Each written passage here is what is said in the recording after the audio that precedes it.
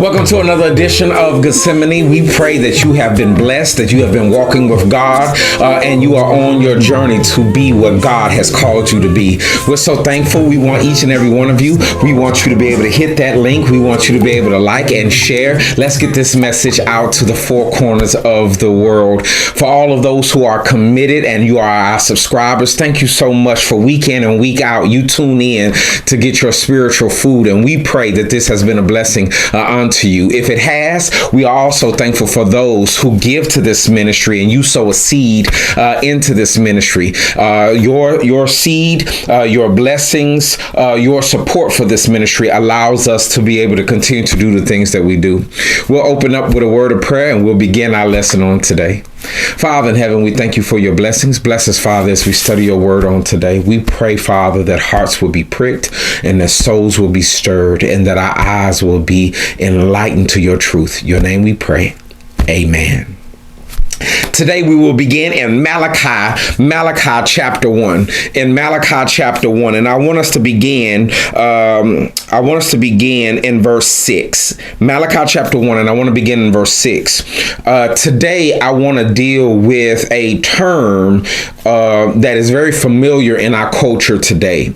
And so today I want to talk about gaslighting God. That's what I want to deal with. I want to deal with gaslighting God. I want to let you know something as well. If people will gaslight God, they'll gaslight you. All right. If people will gaslight God, they will gaslight you. And so what I want to do before I dive into the text is I want to give you a background of the term. Some of you have heard this term before, but you're like, where does this come from? Why do they say gaslight? And some of you may think about a car or something like that. But I want to kind of give you the history of it so that we can all be on the same page. For there are those that know and you've been following along. I think it's very important for us to have the same definition, to be on the same page. I think that's extremely important so that we can be able to move forward. I believe that in relationships within church, within any organization, when there is conflict and you have two people going back and forth, there's a great percentage of the time is due to a misunderstanding of words and definitions.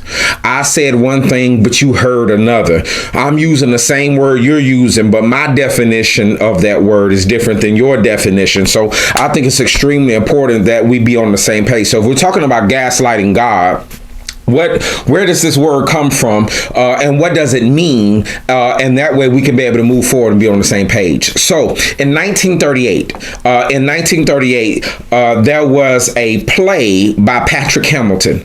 There was a play by Patrick Hamilton called Gaslight. All right, 1938. There was a play by Patrick Hamilton called Gaslight. And so this play was centered around it was a British play. But it was centered around a man who was trying to swindle a woman out of her money. It was a husband who was using lies and manipulation to isolate his heiress wife and persuade her that she was mentally unwell.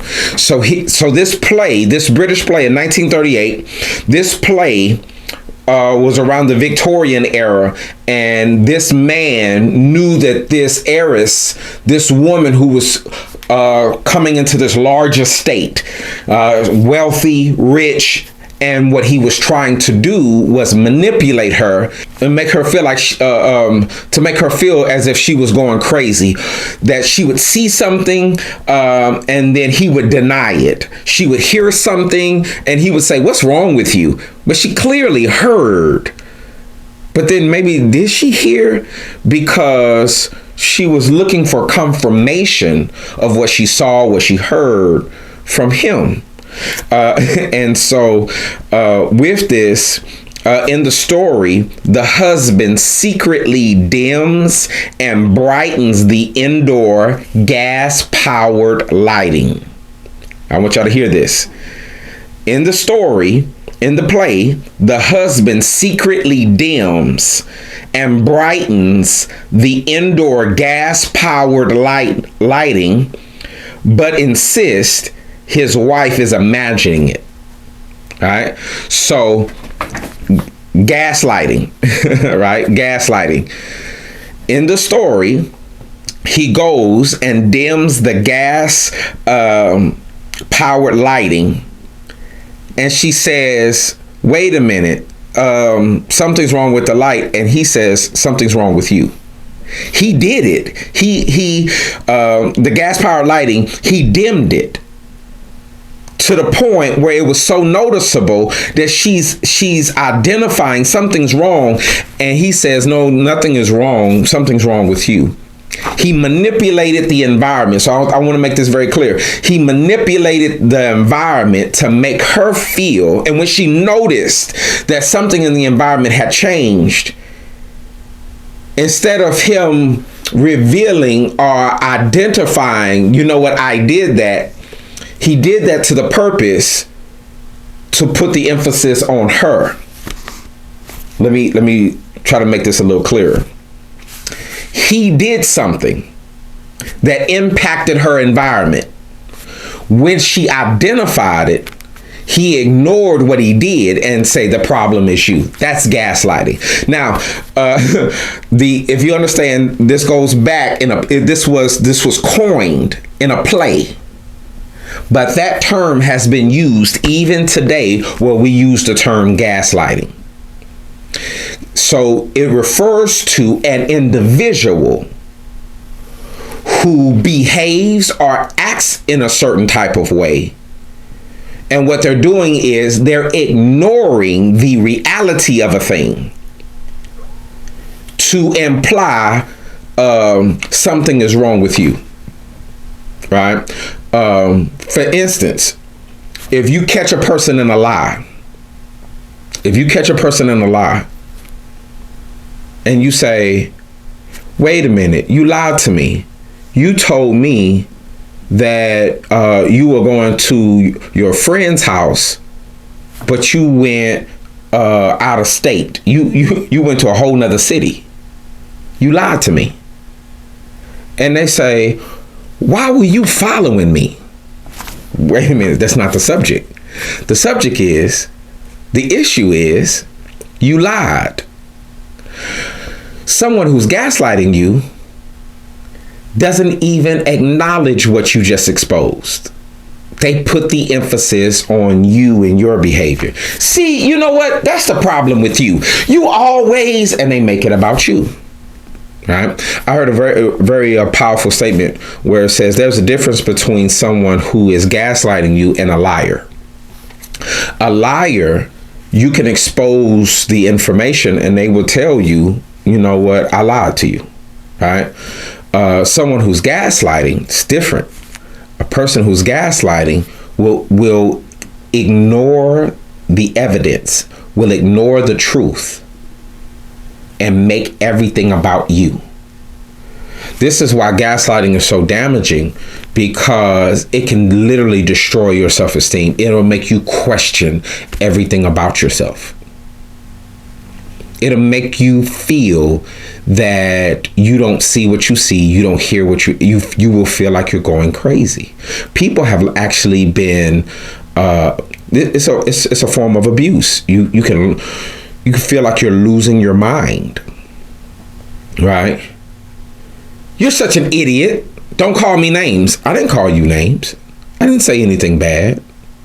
No, you did. You called me no, I didn't say that. Yes, you did. Right? And I'm going to say this before we dive into text. It's a very dangerous thing to be with a gaslighter. A gaslighter will act dumb.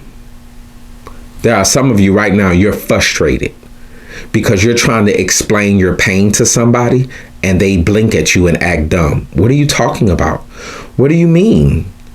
That wasn't me. Did I do that? I didn't do that. No, but if you would talk softer, if you would be kinder, see, you always snooping around. If you would, and you're in the midst of trying to explain your pain, and you're sitting across the way from someone, or you're connected to someone who literally projects everything back on you. This is why you never feel like you can move forward. This is why you feel like you can never make progress. This is why you feel like you're just always frustrated and things are not coming to to fruition like you want. You want to go to the next level. You can't get to next level because you need trust.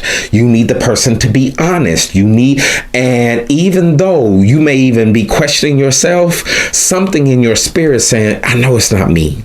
So you know what you end up doing? You end up spending hours and days researching and looking through texts, and you end up trying to follow a person, or you're trying to find the evidence that you're not crazy. I want to tell you right now, if you got to even go through all of that, it's already a sign of a toxic relationship. Some of you right now, you're feeling like you need to prove and defend yourself. And you know what you're doing? You're recording conversations. And you know why you're recording conversations? And you're recording yourself, and you're gathering evidence because you're connected to someone who's not honest. When you're with a person that's not honest, it changes you. When you're connected to people who are not honest, everybody is flawed. So I want to make this very clear. Everybody is flawed. Everybody makes mistakes. Everybody has bad days. So I'm not talking about you catch someone and they did something wrong, because if you come to them, and they may even have pride. Right? Pride is not gaslighting. Sometimes a person will deny a thing because they're in shame. They're embarrassed. And you may even do that with your children. And you say, did you do that? And they be like, oh, no, I didn't do that.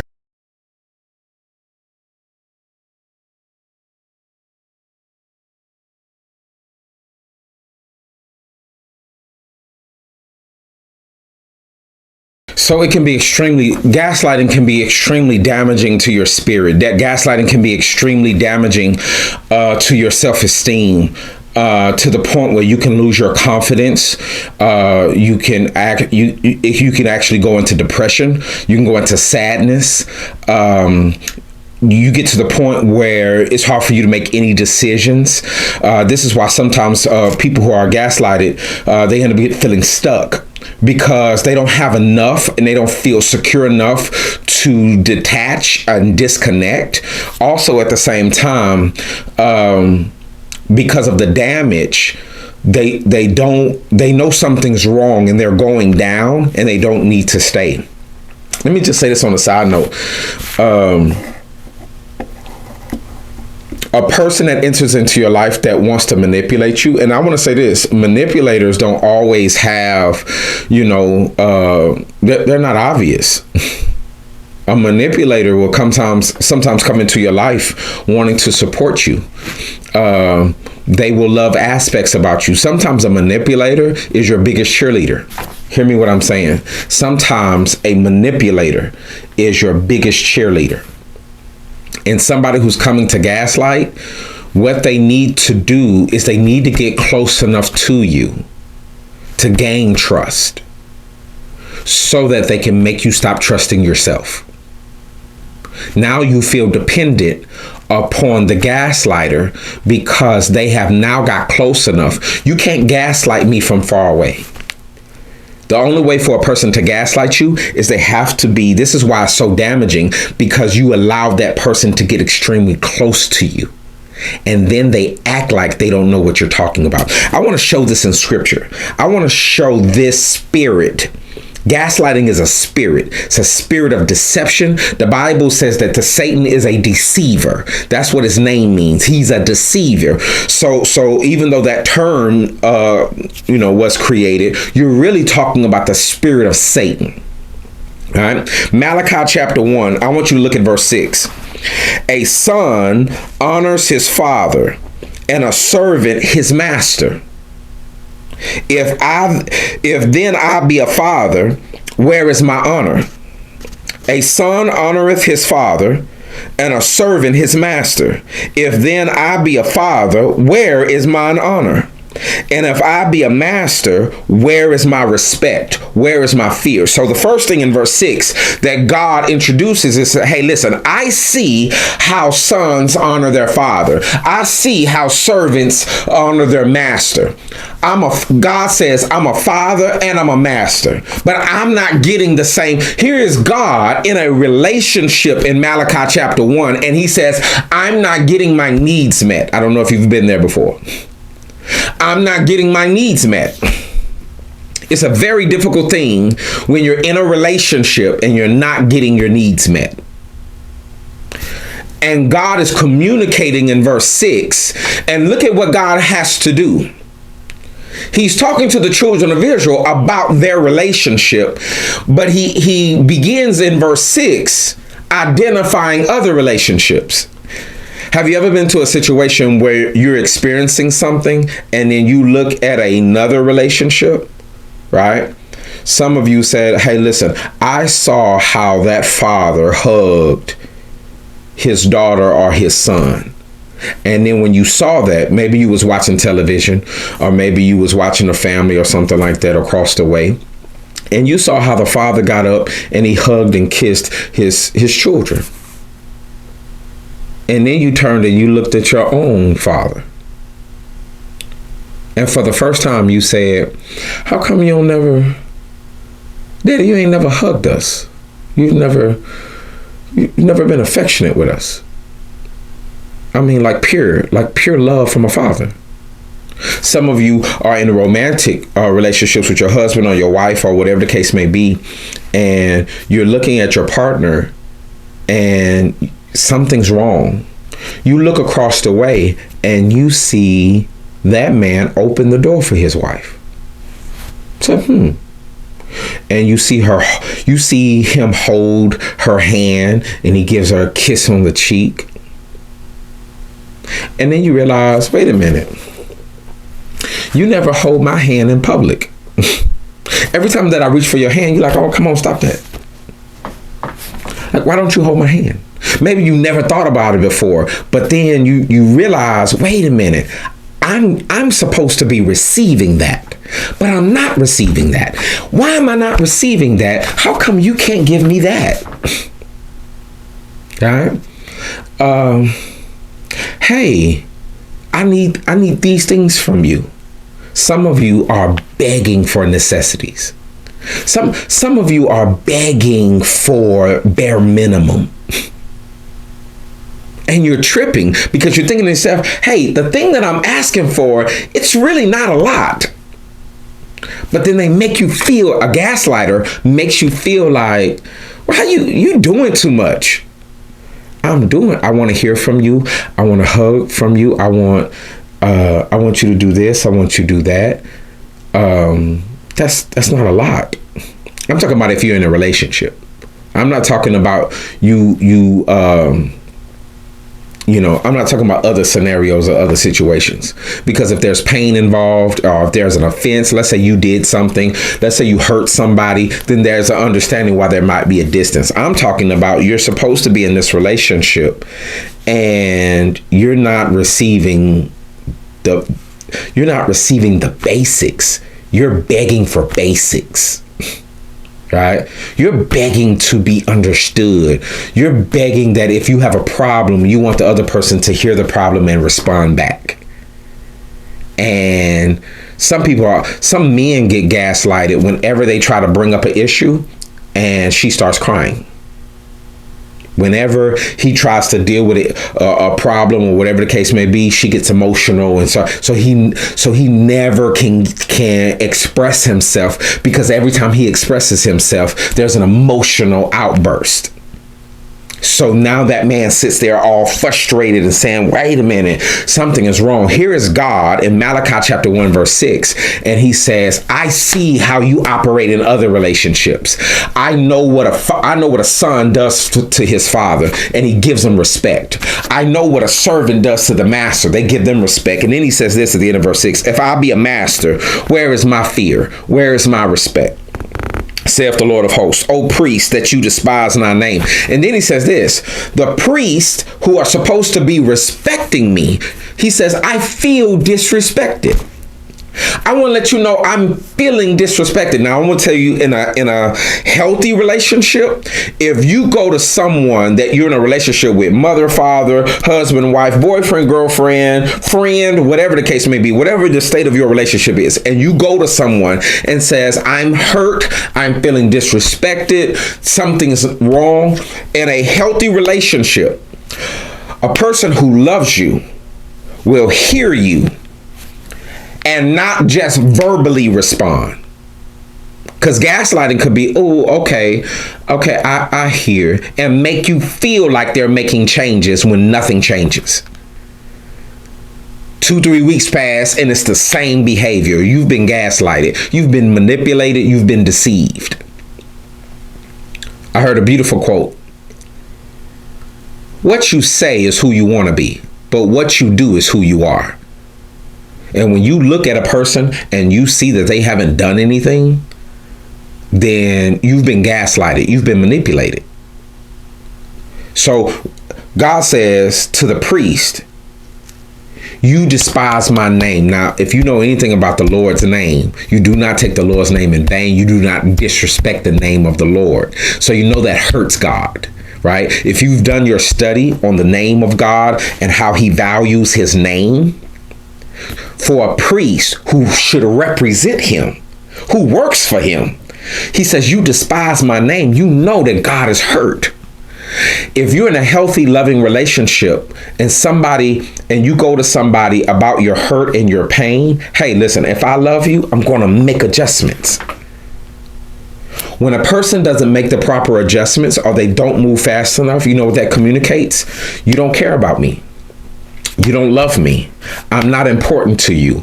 Or I communicated my pain, but you didn't think it was important enough to make those adjustments. What that does when a person stays, it starts to create damage. Here's what people don't realize. When you stay connected to something like that, it can literally damage your faith. It can affect how you pray, affect how you worship. It can affect your boundaries and your standards. All of that, it literally is like a cancer. All of that can crumble. And you know what you'll end up saying? I'm not even the version of myself that I respect. When you stay connected to someone who's manipulating or gaslighting you, you start to lose respect for yourself. Because you start to say this, how did I get here? How did I get here? Why is all of these things happening to me? Let's keep reading. He says, O priests that despise my name. Here's the gaslighting part at the end of verse 6. And you say, wherein have we despised thy name? Look at the end of verse 6. The end of verse 6 is a classic gaslighting move. It's a classic gaslighting statement. God comes to Israel. He comes specifically to the priest and says, I saw what you did. I see what you're doing. You have despised my name. Their response to God is, when did we do that? We didn't do that. We don't do that. Look at verse 7.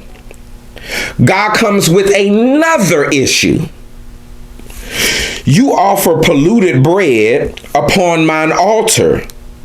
But guess what? Look at the next phrase. And then he says, and you say, so God says, listen, I have an issue and I have something that's hurting me.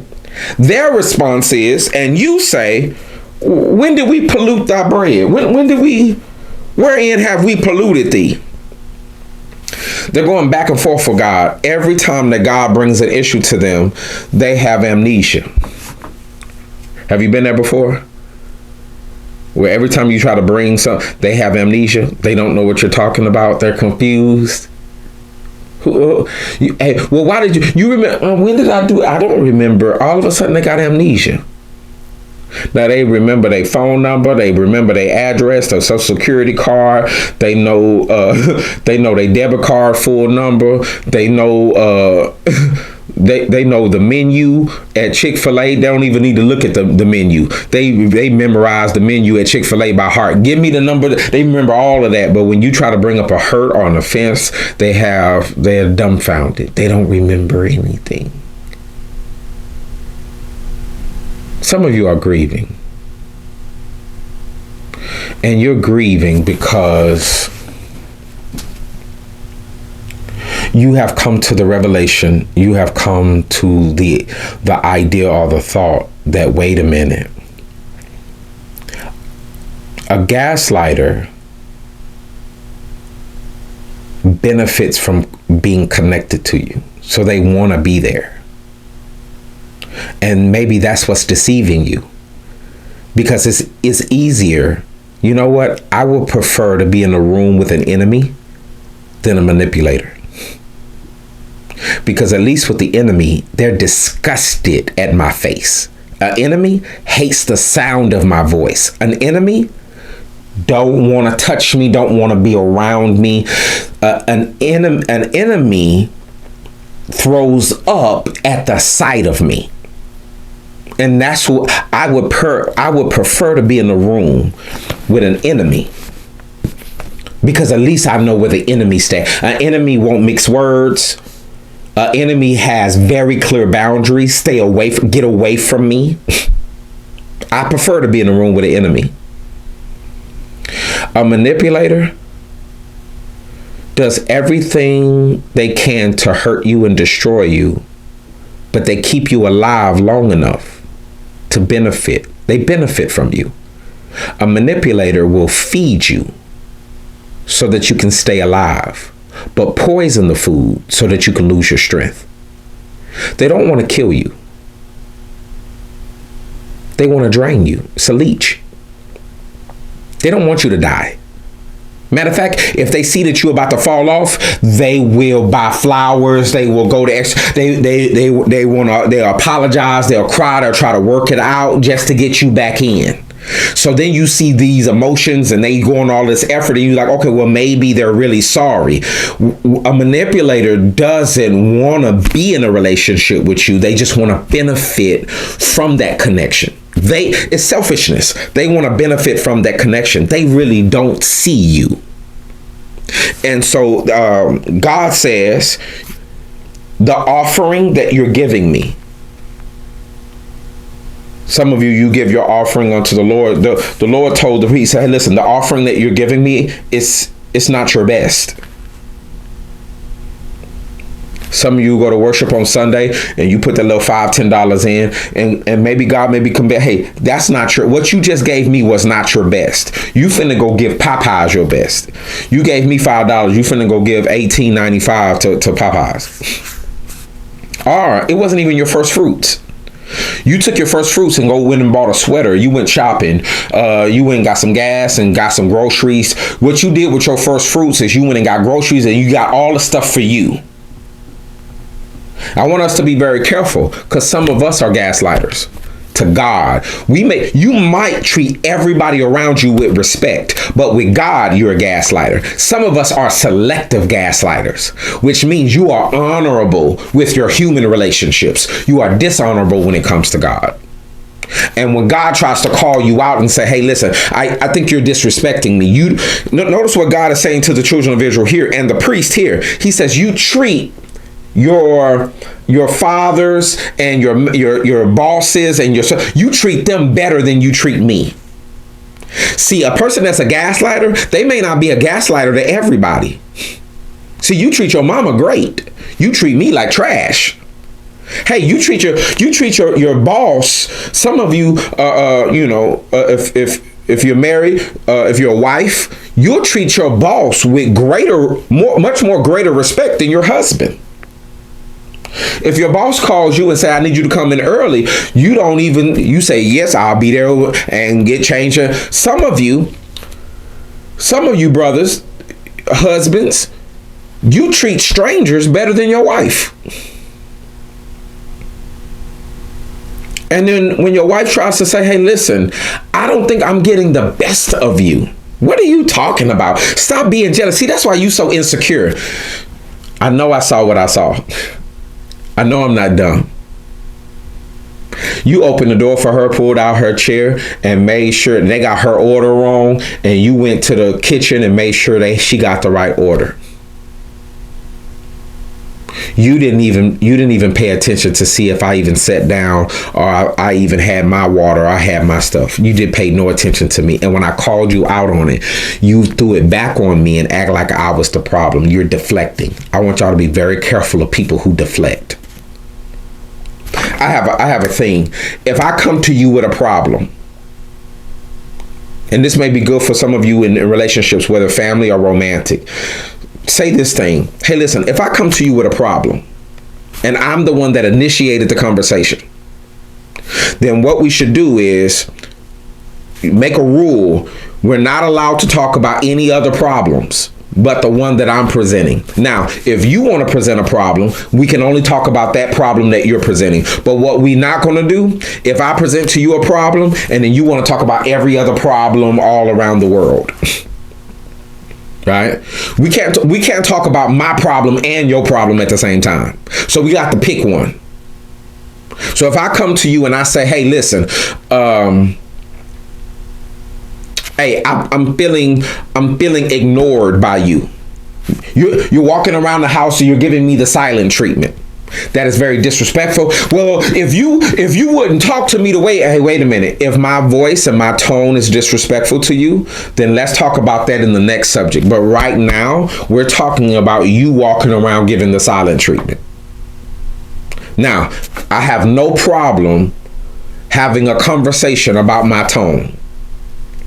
But we cannot discuss that problem in this conversation, because if I'm the one that's initiated this, I need to get to the end or I won't feel heard. Now, if I won't feel heard, many of you know the fastest way for a relationship to end is bad communication, right? So if I get to the point where I'm not being heard, I'm gonna stop talking. And if I stop talking, that's going to be the beginning of the end of this relationship.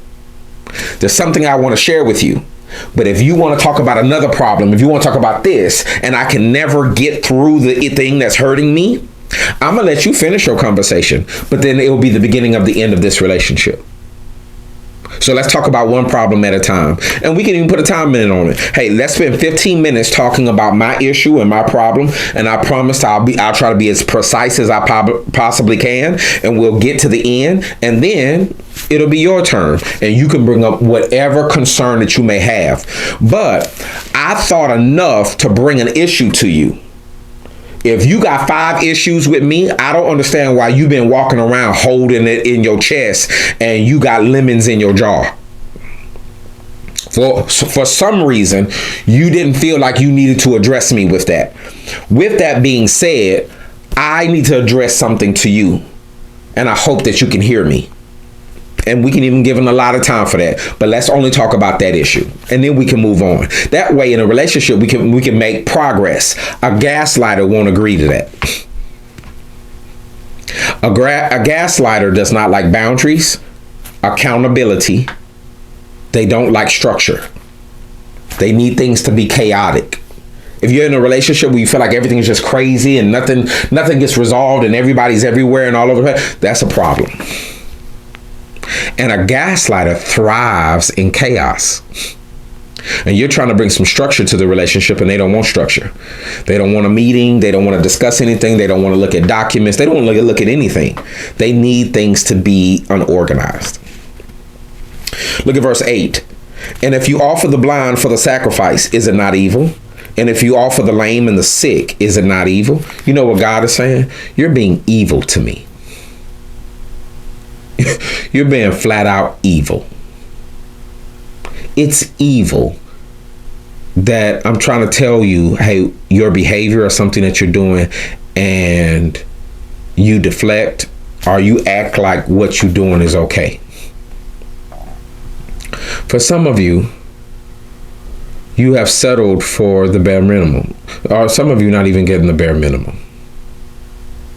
You are watching the people that you want respect from. They give greater honor and respect to other people but you. And if that's hurting you, then that person is not giving you what you need. Now I want to make this very clear because people like to jump to this. I'm not saying you need to jump. There are some people who are like, well, that's a sign for me. I'm finna get a divorce. No, that's not what I'm saying. You need to go back to the Bible. You need to go back to the text and hear those things. What Jesus says. What I'm talking about is creating boundaries for your family, your friends. Some of you are boyfriend and girlfriends. But even if you're married, you got to stop the abuse, though. Now, I'm not saying that's a green light to go get divorced. And we need to stop jumping to divorce as if divorce are the answers to life. We need to stop that because we live in a world today where everybody's telling you to get out there and leave. Some of you have relationships with your mother or your father, and they're gaslighting you. They will forever be your mother and father. But once you realize what a person is doing, you now need to create boundaries. And there are some people, sometimes people need to be called out on the spirit that's in them. We believe that people can change because we believe in Jesus Christ. But God didn't hesitate to say, you're evil. For you to see my pain, and I'm trying to talk to you, and I'm trying to work this out, and you act like I'm crazy. That's evil. That's evil. Church, I want you to hear me what I'm saying. That's evil. That person is being evil to you. Now, I'm saying words right now, but I'm definitely praying that the Holy Spirit is also working in your mind and heart right now as you're hearing me. Some of you are receiving revelations. Some of you you've been bringing up the same issue for the last 4 years, 2 years. For the last 6 months, you've been having a problem with the same thing and you don't feel heard. There is a problem. There is a spirit in your home. There is a spirit. There is an evil spirit in that relationship, and something has to stop. Now, I also want to say this. Some of you think you're communicating and you're not. Some of you nag and don't talk. Some of you complain. And you think your complaining is good communication. So I want to say this before we move further. Some of you need to work on how you communicate, because you're not communicating to your person like in their language. So, and when I say language, I mean you're not clear. You grumble. You tell a joke and you think you were clear. Well, look at somebody coming in late. That's not good communication. Hey, listen, could you sit down for a second? Hey, I want to let you know, when you come in at this time of night, it makes me feel insecure. It makes me question the relationship, and it makes me question your actions. I would like for you to change your behavior so that we don't damage this relationship. That's good communication. Somebody coming in late. Hey, stranger, so where have you been? That's not good communication. That's you just making comments, hoping that the person will pick up on your hint. That's a hint that you didn't talk. And screaming at somebody is not good communication. You always coming in late. That's why I hate you. What you been doing? That's not good communication. Clearly, you're angry and frustrated, but you need to communicate clearly. And, one way is if I tell you how I feel and I ask you to repeat that back to me, and you can repeat back to me clearly what I said, that means I know you heard me, which means whatever you do from this point forward, you intended to do it. Because I told you that thing hurts me. I asked you, do you understand? And you communicated that back to me. And then you went on to do it again. Now you're malicious. And the first time you did, I didn't think you was malicious. But after our communication and you did it again, now I know that you're malicious, and there's something evil about that. Because now I'm wondering, do you care about me? Right? He says, and you offer the blind for sacrifice. Is it not evil? And then you offer the lame and the sick. Is it not evil? Offer it now unto thy governor. He says, try to treat me like you treat those other relationships. They will reject you, but you want me to accept it. I want you to think that's crazy. I want you to think about that. You would never give this same attitude, spirit. You wouldn't behave this way in your other relationships. You can even ask a person, hey, would you do this with your husband? Would you do this with your father or your mother? Would you treat your brother or your sister this way? Would you treat your boss this way? Would you treat your children this way? Somebody said, oh, no, I wouldn't. Okay, but you treat me this way. Got it. Got it. And God says, this is a double standard. I see you want me to accept what you're giving me, but you give the highest grade to everybody else. You know what the Lord is? The Lord is offended in Malachi chapter 1, and he's not taking it anymore. I want to encourage you. I want you to, I need you to get back to you. Rebuild your boundaries. Stop questioning yourself. Stop doubting yourself. God did not create you to be insecure. You so insecure, you're now apologizing for things you didn't even do. You see, some of y'all, you can see a person manipulating you, but because you're so insecure, you don't even feel confident of bringing it up anymore. And some of you are so downtrodden that even if you want to bring it up, you say, well, what's the point? Because ain't nothing finna change. That's abuse. I didn't mince words. Hear me what I'm saying. That's abuse. That is mental abuse.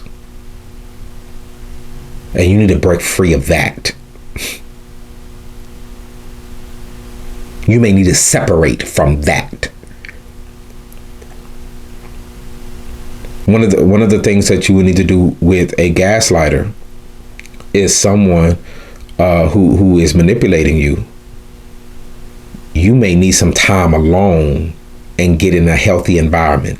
A gaslighter is poisoning the environment. That's why a gaslighter, they don't want you to go on vacation by yourself. They don't want you to be around your family. They don't want you to be around your friends, because then you start getting another message. You get around people who love you, and if you get around people who love you, they start building you up. This is why gaslighters don't want you to go to worship. They don't want you to be amongst the church. You know why? Because they can't control the sermon. They can't control the message. And every time you go to worship and you come home, there you go with a different attitude, and now they got to deprogram the sermon you heard. So that's why they don't like you going to worship. And then you know what they say? I don't like this church. Some of y'all have moved your membership. And I don't like using that word membership, but some of you have moved, for those of you who will understand that. But some of you have moved your commitment to churches and went to another church to appease the gaslighter you're connected to. God called you to that congregation to work and serve at that congregation. And that gaslighter said, I don't like that church. And the reason why they say they didn't like that church is because them brothers there were building you up. Them sisters there were telling you you're awesome. And God made you, and God molded you and shaped you. And God didn't cause you to walk around with your head down. And God didn't cause you to walk around timid. Get that timidity out your spirit. I want you to put your shoulders back. I want you to stand upright. I want you to walk in the purpose that God has called you into. And then you go home in that toxic environment, and then you start rebuking that spirit, and now that gaslighter looking at you like, now I gotta, that one worship service now set me 2 weeks back. And they talk about you and talk about how ugly you are. And you know you're beautiful. You're beautiful. But now you're over there looking, thinking you ugly. You over there wearing hats, and you over there, you hate compliments because you think you ugly. You've been gaslighted. I want to close here. He says, offer it to your governor. Will he be pleased with you?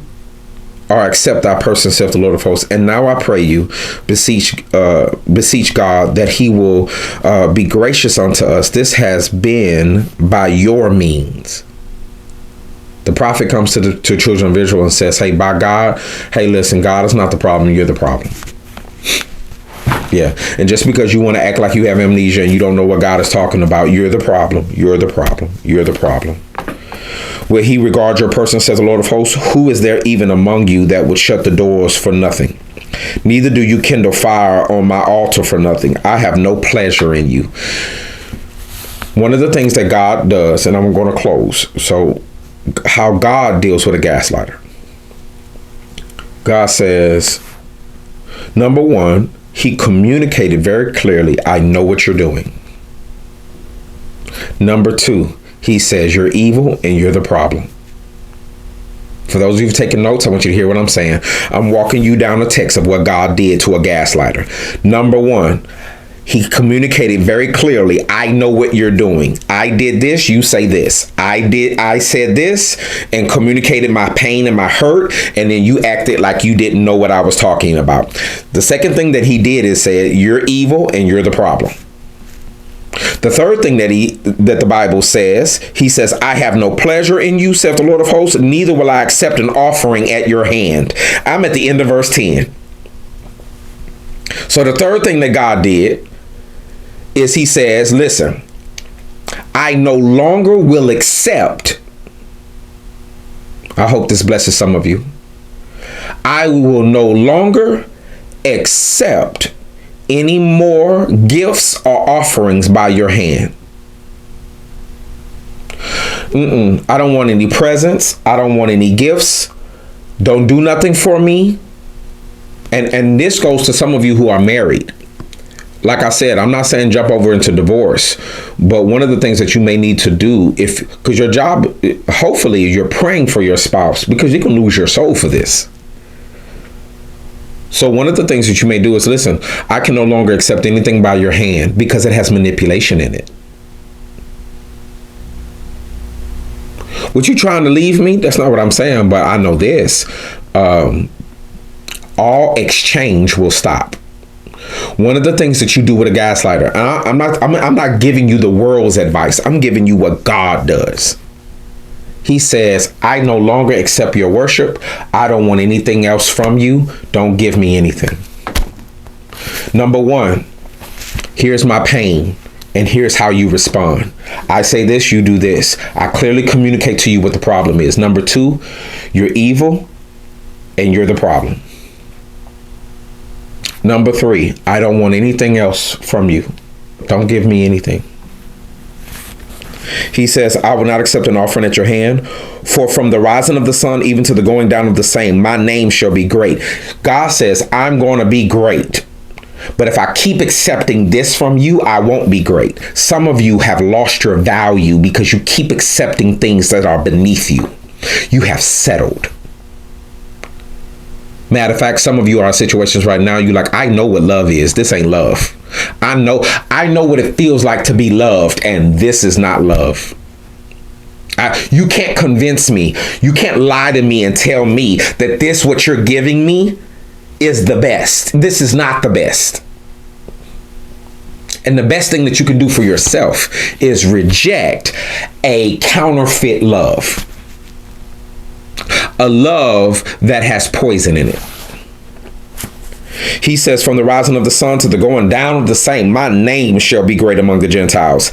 And in every place incense shall be offered unto my name, and a pure offering. For my name shall be great among the heathen, saith the Lord of hosts. Verse 11, God says, I know who I am, and you're not treating me on the level that you should treat me on. So I'll reject now what you're trying to give me so that I can stay who I know I am. I can stay great. Look at verse 12. But you have profaned it in that you say the table of the Lord is polluted. You say that the table of the Lord is polluted, but then you polluted it. You're playing me for dumb. My Lord, my table is not polluted, but I saw how you polluted it and then turned around and told everybody else that you ran me down. I was a better version of a person. Some of you say, hey, I was a better version of a woman. I was a better version of a man. You connect with the wrong person and they will drag you down. You will not look yourself. You will lose the vitality. You will lose the moisture in your skin. The light in your eyes will go down. Your hair will lose its moisture. You will lose the pep in your step. The music in your life starts to go out because you're like, wait a minute. If I get connected to somebody, I'm supposed to be stronger. I'm supposed to smile. Some of you haven't smiled. Some of you haven't laughed in a long time. Because the person that you're connected to have brought you down to sadness and depression. You're going to mess around and lose your soul. Trying to be okay with dog food. You know it's dog food, and they have convinced you that it's a steak. They have convinced you that it's fine pasta. They have convinced you that this is the best casserole, and you looking at that and saying, but you eating it. The best thing you can do for yourself to keep your quality. I reject this. He says, you polluted and the fruit thereof, and this meat is contemptible. Notice, the people who are poisoning you are talking about you. That's what verse 13 is, and verse 12. That's what verse 12 is saying. Verse 12 is saying, hey, you polluted it, and then you go around telling everybody how polluted it is. You broke me, and then you go around and tell everybody you broke me. You scarred my heart, and then you went on a tour and told everybody how I need counseling. You made me think I was crazy. You made me think like, and then you went on a world tour, and these are gaslighters, right? Some of you can relate to some of the things that I'm saying, right?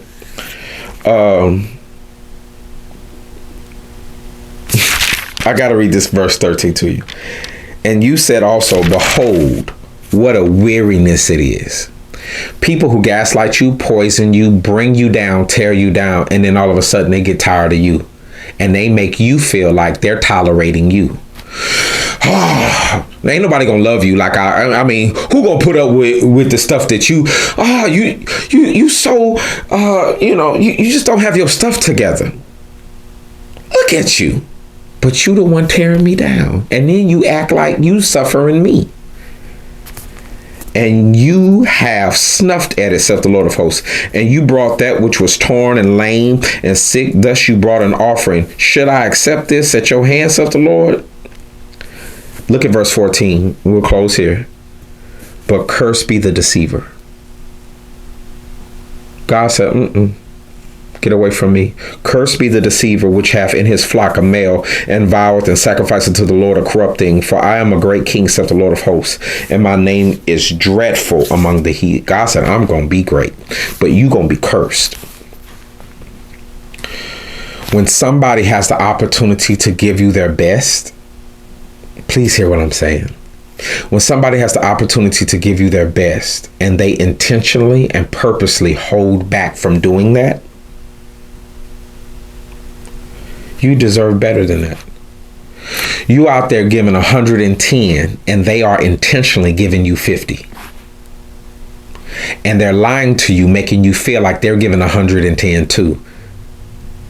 And you looking like, when somebody can do more and they don't, when somebody can give you the best and they don't, and they won't, don't beg nobody to give their best to you. Don't beg anybody to be honest with you. Don't beg anybody to pick it up for you.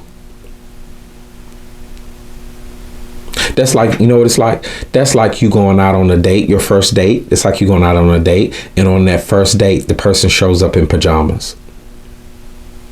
This is why I laugh sometimes when people say God don't care about what you dress like. That's not true. God does care about how you dress. God does care about how you come, because your dress reflects how you feel about God. You just gonna throw on any kind of blue jeans? You gonna wear your sandals to worship? You gonna grab that shirt out the hamper, the one that you cut the grass with? You just gonna put that shirt on and just gonna go to worship? Or maybe you say, well, as long as it's clean, that's the bare minimum you're giving him. You're not gonna give God the best. You go to a wedding, you dress up. Some of y'all go out on the town. You on your anniversary, you dressed up. You picked out a new dress, a new shirt. He put on a jacket. He put on a jacket for your birthday. You put on that cologne. Well, when you go to worship, just throw your Hawaiian shirt on and some shorts.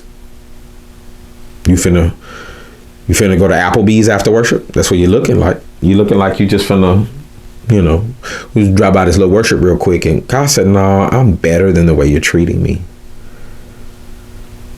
I'm better than the way you're treating me. I know what love is, and this isn't love. And you can't sell me that you can't tell me this is your best. So imagine going on the first date and somebody shows up in pajamas, male or female. They show up in some pajamas and they didn't even do their hair. If you have respect for yourself, walk away. If you have respect for yourself, walk away. I know it's hard because you really wanted them to dress up for you. You really wanted them to go all out for you. You really wanted them to give their best to you because you were going to give your best. Some of you went all out for a person and years have passed and you look back and realize, wait a minute, I went all out for you. You didn't give me nothing. Some of you are drained right now. You don't even have any energy for what God wants to send you because you stayed too long being connected to something that didn't even really love you back. I pray that this lesson has blessed you. I pray you go to God right now in prayer, that God will lead you and guide you. Hey, all I'm asking you to do is do what the Lord does to gaslighters. Clearly communicate. Hey, start setting those boundaries. I don't want any more gifts. Hey, I want to. You can take your flowers back. I don't want no flowers. Don't give me don't give me nothing. I don't want anything. Hey, I'm gonna take you. No, don't take me anywhere. I'll drive. I'll go myself. So you're not gonna talk to me anymore? I'm not saying I'm not talking to you anymore, but I'm just saying you're evil. And until you repent, we won't be on good terms. We won't be on good terms because I gotta be healthy. And God called me to be a greater version of what I am right now. Right now I'm broken. Right now I'm tired. Right now I'm drained. And you gotta get back to you. Like this message, share this message. Hey, if this message has been a blessing to you, hey, sow a seed, support this ministry so that we can do greater things in the future. I pray that this liberates you. Your support, your belief in this ministry, it speaks volumes. Don't just be a hearer, but be a doer. And if this what you've heard has blessed you, please hit that link below. Sow a seed for our own. You can go on our website, our Cash App, and we can receive your donation from there. Hey, I just want to let every one of you know, hey, I love you. I'm rooting for you. I support you. You matter. You matter. We are here to heal,